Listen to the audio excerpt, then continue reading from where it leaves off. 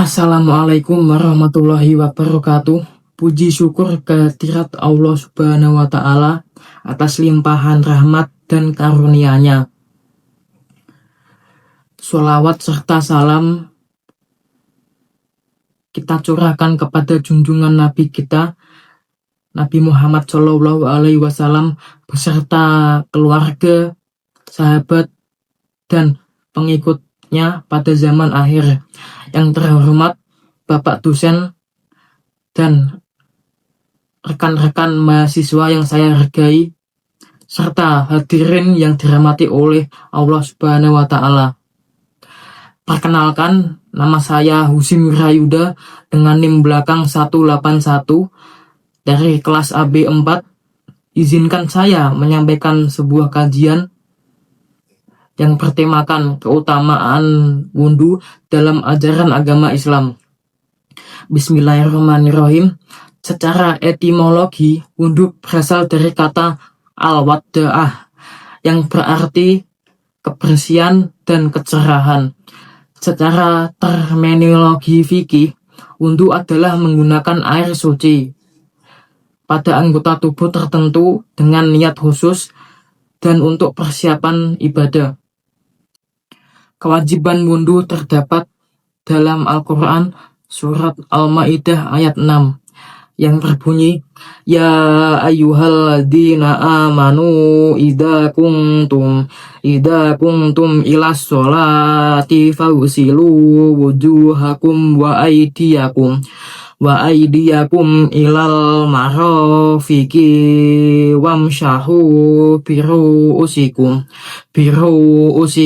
wa arjulakum ilal ka'bain wa in kuntum junuban faddoroh, yang artinya, wahai orang-orang beriman, apabila kamu hendak mengerjakan salat, maka basuhlah mukamu dan tanganmu sampai dengan siku, dan usaplah kepalamu dan kakimu sampai dengan kedua mata kaki.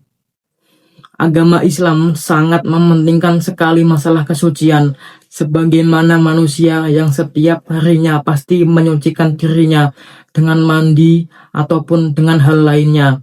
Begitupun ketika hendak beraktivitas. Sebelum melaksanakan salat, maka diwajibkan pula untuk umat beragama Islam untuk berwudu, untuk membersihkan diri dari segala najis dan hadas. Yang lebih bagus lagi adalah apabila kita menjadikan wudu sebagai perbuatan dari keseharian kita, seperti hendak beraktivitas ataupun pergi ke kuliah dan pergi ke masjid. Orang yang berwudu akan selalu memancarkan cahaya dan akan selalu cerah wajahnya ketika di yaumil masyar nanti.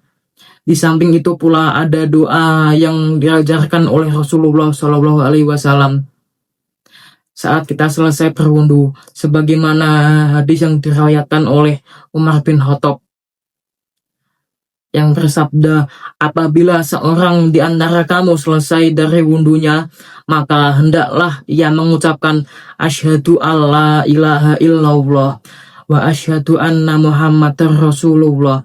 Hadis riwayat Muslim. Ada keutamaan jika seorang terus-menerus dalam keadaan suci ataupun berwudu, yaitu bagi mereka yang wudunya batal, kemudian ia berwudu lagi, maka dalam keadaan itu pula akan dimudahkan untuk melakukan ibadah. Adapun jamaah yang dirahmati oleh Allah Subhanahu wa Ta'ala, apabila ingin membaca sebuah Al-Quran dan memegang mushaf, maka kita bisa langsung membacanya. Ini adalah keutamaan yang kita dapatkan dari selalu menjaga wudu. Oleh karena itu, yang kita perhatikan dalam masalah ini, jamaah Jumat yang dirahmati oleh Allah Subhanahu wa Ta'ala, hendaknya ketika kita berwudu, benar-benar berwudu karena Allah Subhanahu wa Ta'ala. Karena ada orang yang berwudu untuk mendinginkan tubuhnya di saat panas, ataupun dia berwudu tanpa membaca sebuah niat. Dikarenakan wudhu merupakan ibadah yang mulia dan mempunyai fadilah yang besar, maka dari itu kita sepatutnya setiap amal yang kita ajarkan kita niatkan karena Allah Subhanahu wa Ta'ala, sebagaimana yang disabdakan oleh Nabi Muhammad SAW yang berbunyi innama alimal bal niat, yang artinya sesungguhnya amal-amal itu hendaknya dengan niat. Hadis riwayat Muslim dan Bukhari. Keutamaan wudhu itu bukan hanya sekedar pembersih fisik, tapi juga pembersih jiwa-jiwa dan dosa-dosa kecil. Rasulullah Shallallahu Alaihi Wasallam bersabda, apabila seseorang hamba berwudu dengan sempurna, maka keluarlah dosa-dosanya dari tubuhnya sampai dari bawah kukunya. Hadis riwayat Muslim. Manfaat dari kesehatan untuk berwudu. Dari sudut pandang medis, wudu melibatkan penyucian anggota tubuh yang berperan penting sebagai kanal keluar masuknya keringat dan kotoran, serta titik-titik akupuntur yang sangat bermanfaat. Tata cara dan ketentuan wudhu. Dalam aspek fikih, wudhu harus dilakukan dengan secara berurutan. Yang pertama yaitu membasuh wajah, dan yang selanjutnya yaitu tangan sampai siku. Selanjutnya yaitu mengusap kepala, dan yang terakhir membasuh kaki sampai mata kaki. Ketentuan ini adalah merupakan sebuah rukun yang harus dipenuhi agar wudhunya sah dan lebih tertata. Contoh penerapannya dalam kehidupan sehari-hari yaitu misalnya kita sebagai mahasiswa ataupun dosen ketika memasuki sebuah ruangan ibadah kampus, wudhu ini adalah cara kita untuk menyiapkan diri secara mental dan spiritual agar ibadah yang dilakukan lebih banyak dan lebih khusyuk. Mempraktikkan wudhu tidak hanya saat kita salat, tetapi sebagai cara untuk menjaga kebersihan diri sepanjang hari. Pada akhirnya mendukung produktivitas dan kesehatan. Jamaah Jumat yang dirahmati oleh Allah Subhanahu wa Ta'ala, wudhu adalah merupakan ibadah kecil dengan dampak besar. Ia menggabungkan aspek teologis, spiritualis, psikologis, dan medis dalam satu rangkaian yang harmonis.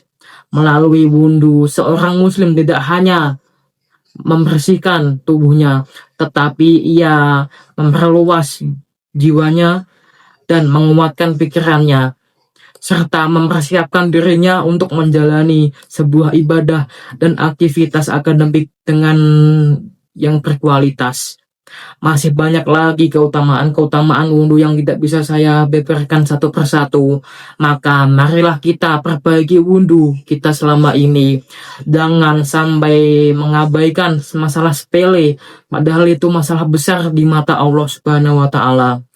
Marilah kita menghidupkan kembali praktik wudhu dan kesadaran yang lebih mendalam agar setiap aktivitas kita bernilai di hadapan oleh Allah Subhanahu wa Ta'ala. Demikianlah kajian yang dapat saya sampaikan pada kesempatan kali ini. Semoga ada hikmahnya. Apabila ada kekurangan maupun kesalahan kata, saya meminta maaf sebesar-besarnya. Wassalamualaikum warahmatullahi wabarakatuh.